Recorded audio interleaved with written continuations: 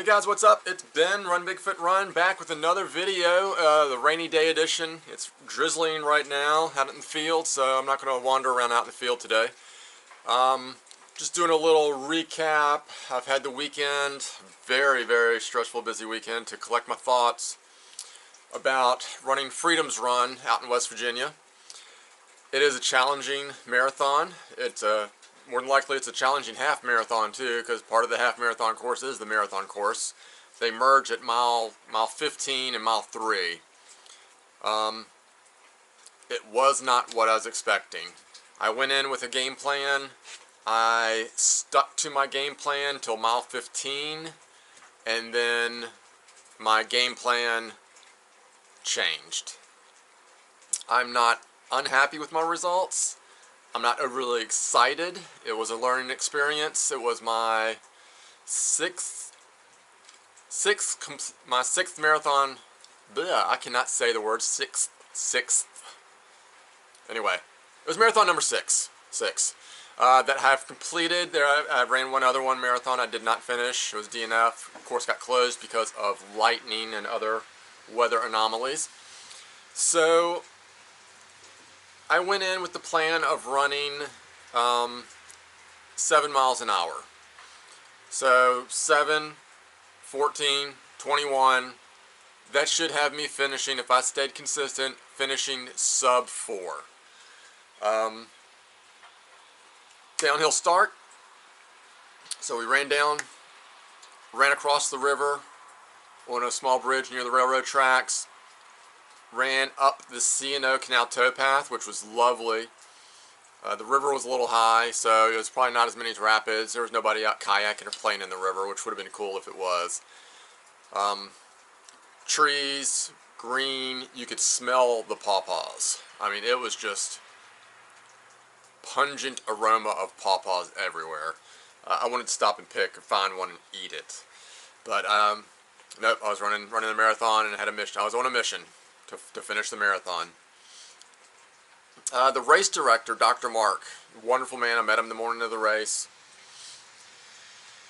Listening to the pre-race briefing, the runner's briefing, he said, "You will probably walk up mile 15." And I was like, "Oh, okay." He's like, "It's a significant hill." I never saw an elevation map.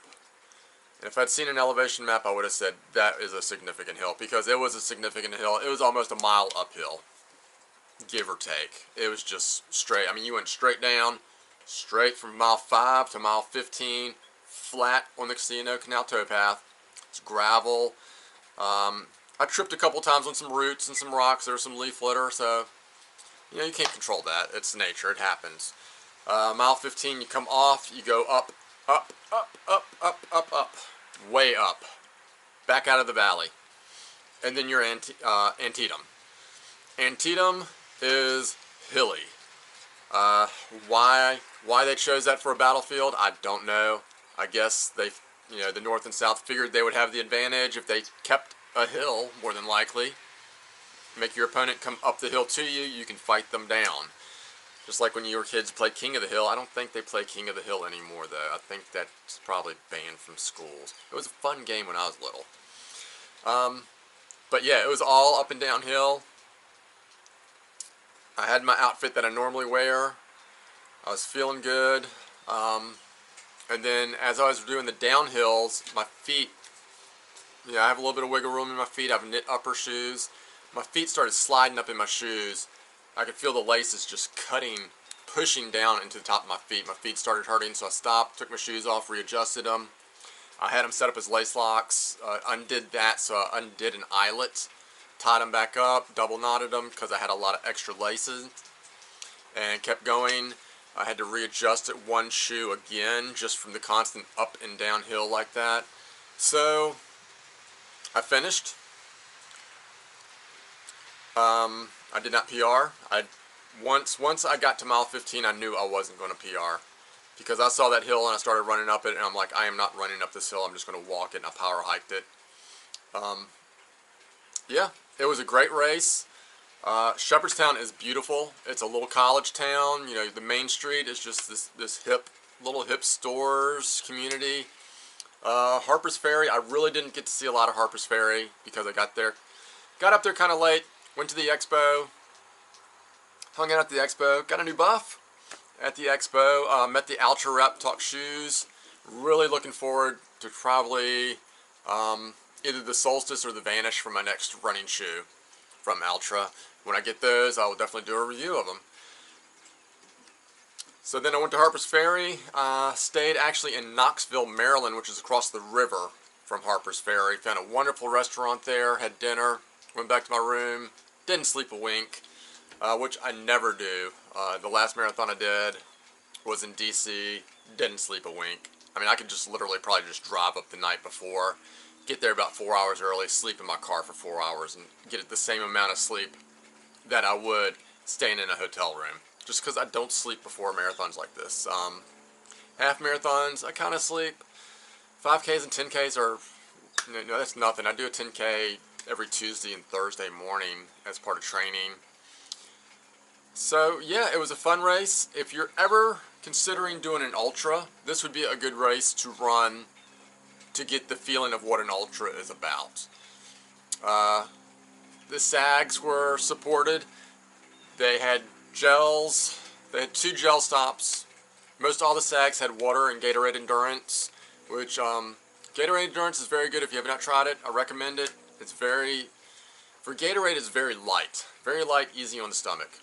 There was Honey Stinger gels, so I was appreciative of that because I am a Honey Stinger athlete. I packed my own gels as well, so I used, I had 2 gels, I got 2 gels from them, so that's 4 gels total. So 4 gels over the course of the marathon, not bad. That's about average for me. And yeah, it was just a great experience. You finish at Shepherd's University on the 50-yard line, which is really cool. You run into the stadium, you do a little kind of semi-circle loop, and then cross right there at the 50-yard line and finish. Homemade medals, a local artisan made the medals. They were actually pottery, not metal. Not metal medals, but a pottery medal. And very, very cool, very awesome. You know, the neighborhoods, there's people out and about. A lot of the local schools, the students were working the water stop. So I think there was one water stop, mile 17, it was like a fraternity was working that water stop. You went through and when I went through, they had Kiss just blaring, you know, rock and roll all night and party every day. It was great, it was fantastic. It's a good experience. So I do recommend, if you're looking for a race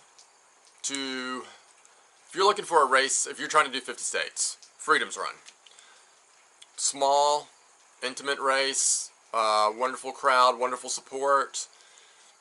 I would say you might want to carry water with you, depending on how you stop and drink water and where you expect water stops to be. The water stops were a little bit off for my tastes, just because I'm used to certain mileage hitting water stops, and that wasn't the case with this. But you can look at the map and see where water stops are, and then you get a better idea of your fueling needs. So yeah, freedomsrun.org. I'll put a link in the description. And that's about it. Until next time, peace.